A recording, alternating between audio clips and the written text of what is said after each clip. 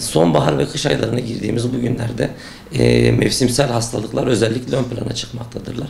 Özellikle bu dönemlerde görmüş olduğumuz mevsimsel grip ve grip benzeri hastalıklar yoğunlukla hastanelerimizde görülmektedir. Grip dediğimiz zaman bir hastalık grubunu algılıyoruz aslına bakarsanız. Sadece bir tane virüsün yapmış olduğu hastalık değil.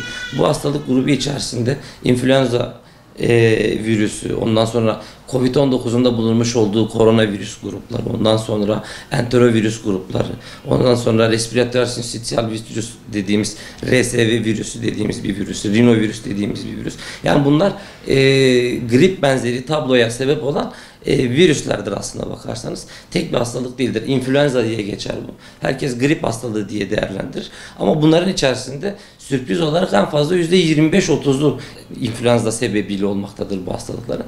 Bu hastalıkların hepsi aslına bakarsanız birbirine benzer belirtiler ortaya çıkarırlar. Hepsinde boğaz ağrısıyla başlar. Bir boğaz ağrısı olur, yüksek ateş olur bu hastalarda. Kas ağrısı, vücut ağrısı meydana gelir. Ondan sonra kuru öksürük olur bu insanlarda. Vücutta çok yüksek düzeyde halsizlik olur bunlarda.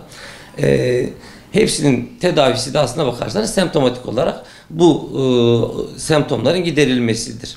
Şimdi bu influenza benzeri hastalık grubu dediğimiz hastalıklar içerisinde niçin grip önemli diye soracak olursanız, influenza çünkü ağır seyredebilen ve sonrasında ölümle sonuçlanabilen sıkıntılara sebebiyet veriyor.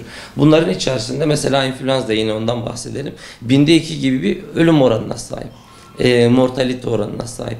Bu durumda bu hastalığın da kontrol altına alınması toplum sağlığı açısından önemli oluyor diyebiliriz. Bu grup hastalık viral bir hastalık grubudur.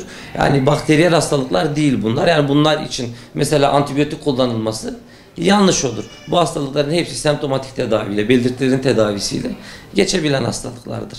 Ondan sonra bu hastalıkların geçiş yolları aslında bizim için önemli. Şimdi son dönemlerde biliyorsunuz 3 seneden beridir Covid-19 salgınıyla cebelleşiyoruz. Sürekli onunla uğraşıyoruz. Onunla ilgili sürekli değişik uygulamalar, korumalar gündeme geliyor.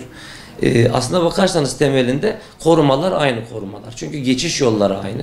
Az önce de bahsettim. Koronavirüs grubu da yine grip benzeri tabloya sebebiyet veren hastalıklardandır. Aslına bakarsanız Covid'in kendisi de grip benzeri bir hastalıktır. Sadece öldürme oranı yüksek olduğu için bu dönemde bu hastalığın üzerinde daha fazla duruluyor. İnfluenza için 2 demiş olduğum oran, Covid-19 için %2'ler civarında olduğu için 10 kat fazla bir ölüme sahip olduğu için Covid-19'da bu koruma önlemleri daha fazla uygulanıyor açıkçası. Neydi bu koruma önlemleri? Bunları temel olarak hatırladığımızda, ya bunlar şimdi bulaş yolundan kaynaklı koruma önlemleriydi. Şimdi Covid-19'da bildiğiniz gibi damlacık yoluyla bulaşan bir hastalıktı. Bu grubun hemen hemen hepsi damlacık yoluyla bulaşan hastalıklar. Yani bunlardan korunmamızda damlacık yoluyla bulaşan hastalıklardan nasıl korunuyorsak o şekilde olacak. Ve bunların en temelinde de el hijyeni önemli. El hijyeni en önemli basamağı oluşturuyor. Çünkü damlacıkla bulaştığı zaman hem ellerinizde hem havaya belli bir süre havada asılı kaldığı zamanlarda siz mikrobu birinden başka birine taşımış oluyorsunuz. El hijyeni dediğimiz gibi en önemli basamak.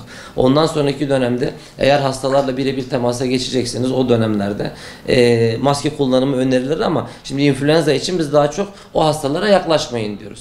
Ve bu tip durumlarda eğer influenza görüyorsak hastaların evinde istirahat etmesini öneriyoruz ki hastalık daha fazla yayılmasın. Çünkü hastalığın yayılma mekanizması da insanların kış aylarında özellikle iç içe olmalarından kaynaklanıyor. Bu tip durumlarda hastalık çok daha çabuk geçebiliyor. Artı hastalığın geçiş yollarından kurtulmak için aslına bakarsanız kendi bünyemize de önem vermemiz gerekiyor. En önemli basamaklardan bir tanesi de bu. Çünkü hastalık zayıf bünyeye daha çabuk etki ediyor. Şimdi hastalığın en önemli geçiş mekanizması bizim respiratuar yollarımızda, hava yolumuzdaki bir problemin, bir yaranın üzerine binip oradan enfekte etmesiyle olur. Kış aylarında soğuk olduğu için de bizim hava yollarımız çok çabuk şekilde zedelenebiliyor ve hastalık bu şekilde çok çabuk bir şekilde bizim vücudumuza geçebiliyor. O yüzden bizim vücudumuzu da çok iyi bir şekilde korumamız gerekiyor. Bunun için de beslenmemize dikkat etmemiz gerekiyor. Sporumuzu düzgün yapmamız gerekiyor. Özellikle ruh sağlığımıza da dikkat etmemiz gerekiyor. Çünkü yüksek stresli durumlarda yaşadığımız zaman hastalıkların bulaşma ihtimali daha yüksek oluyor.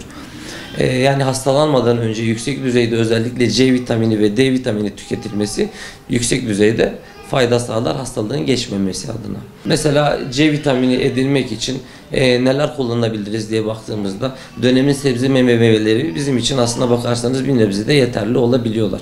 Bunun haricinde ekstradan bakanlık önerileriyle sunulmuş C vitamini ve D vitamini içeren preparatların da kullanılması kişinin hasta olmadan önce hastalığa karşı korunmasında büyük fayda sağlayacaktır. Bunun dışında insanın kendi sağlığını koruması adına, genel bünyeyi koruması adına GETAT uygulamaları dediğimiz geleneksel ve tamamlayıcı tıptan da bizim hastalarımızın faydalanmasını öneriyoruz. Şimdi birçok preparat var ve bunların çoğu doğadan bize hediye aslına bakarsanız. Bunların kullanılması hem vücut sağlığımız açısından inanılmaz derecede önemli.